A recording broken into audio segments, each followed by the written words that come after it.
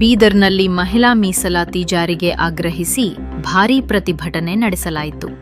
ದೇಶದಲ್ಲಿ ಮಹಿಳೆಯರಿಗೆ 33% ರಾಜಕೀಯ ಮೀಸಲಾತಿಯನ್ನು ಕೂಡಲೇ ಜಾರಿಗೆ ತರಬೇಕು ಎಂದು ಆಗ್ರಹಿಸಿ ಅಖಿಲ ಭಾರತ ಜನವಾದಿ ಮಹಿಳಾ ಸಂಘಟನೆ ಸೇರಿದಂತೆ ವಿವಿಧ ಪ್ರಗತಿಪರ ಸಂಘಟನೆಗಳ ನೇತೃತ್ವದಲ್ಲಿ ಪ್ರತಿಭಟನೆ ನಡೆಯಿತು.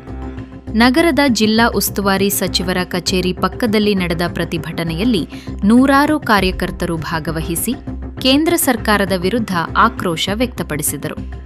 ಮಹಿಳಾ ಮೀಸಲಾತಿ ಜಾರಿಗೆ ಯಾವುದೇ ಕಾರಣಕ್ಕೂ ವಿಳಂಬ ಮಾಡಬಾರದು.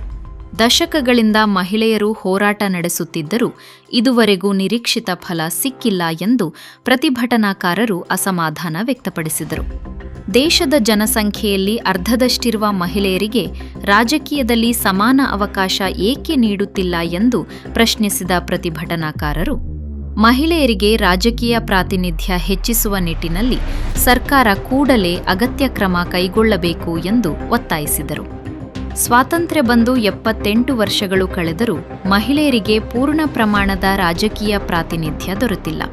ಹೀಗಾಗಿ ಮಹಿಳಾ ಮೀಸಲಾತಿಯನ್ನು ತಕ್ಷಣ ಜಾರಿಗೆ ತಂದು ಮಹಿಳೆಯರಿಗೆ ನ್ಯಾಯ ಒದಗಿಸಬೇಕು ಎಂದು ಪ್ರತಿಭಟನಾಕಾರರು ಆಗ್ರಹಿಸಿದರು.